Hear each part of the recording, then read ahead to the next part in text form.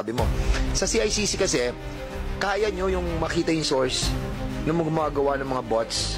Di ba? Pakita lang natin yung pinaka-source, sino yung mga gumagawa nito. Sir, in taking down a lot of fake accounts that have been involved in targeting key officials of government, automatic po yan, take down yan.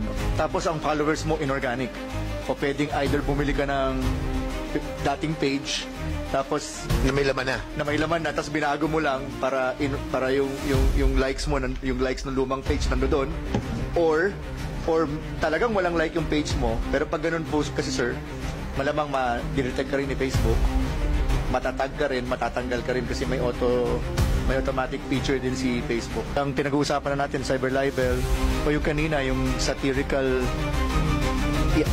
content, but obviously flagrant because it was AI generated. You see, that's too fast for a human. Yeah.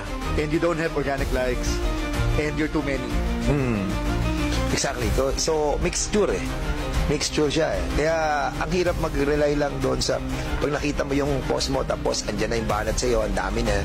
So, ika-classify mo siya kung siya ay bot, ika-classify mo siya kung siya ay organic na binili. That's correct. Tama yun. At meron pa tinatawag na troll farms.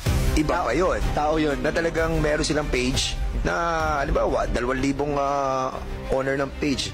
Yun ang babanat sa'yo. And that costs you a lot of money.